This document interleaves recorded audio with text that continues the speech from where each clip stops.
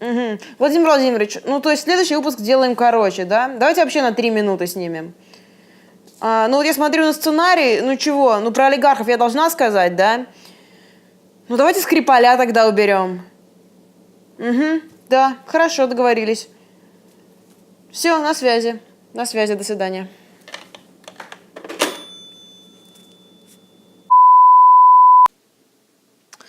Earlier this week, the United States imposed a new series of sanctions targeting Russian oligarchs. Which is nonsense because, as Kremlin spokesperson Dmitry Peskov said, there are no oligarchs in Russia. And that's true. Just like there was no sex in the Soviet Union. Kids were born out of parents' passionate love for communism. We all know that. It's a fact. Good evening. My name is Tanya. This is Russian something.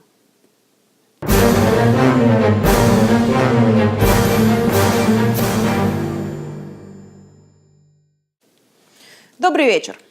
After last week's topics, we decided that this time around we're going to stay away from any sort of controversy.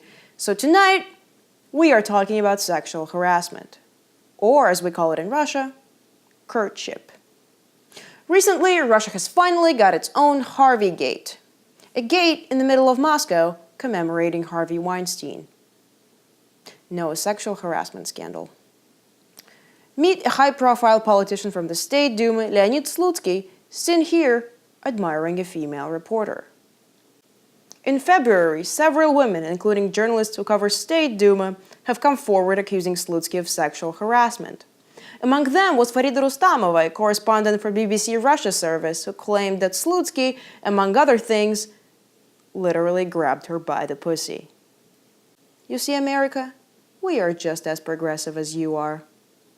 Slutsky's case has sparked national debate, started a conversation on the subject that has been traditionally swept under the rug, and Slutsky is still in office, facing zero repercussions, free to grab whomever he wants by the pussy. You see, America, we take just as much action as you do. The case has been dismissed by Duma's Ethics Committee. Speaker of the Duma Vyacheslav Volodin, seen here admiring female reporters, suggested that women who are afraid of sexual harassment from the lawmakers to, quote, find another job. While Dean at the Higher School of Television at Moscow State University, Vitaly Tretьяков, eloquently summed up an opinion shared by many in the general public. Любой нормальный мужчина в определенных обстоятельствах мог положить руку на голую коленку женщине и на, если в брюках была, и на какой-то другой.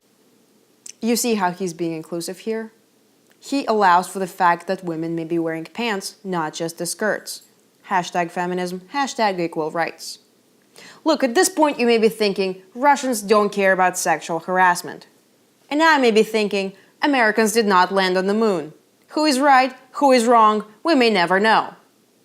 Look, to say that Russians don't care about sexual harassment is like saying that crab sticks are made out of crab.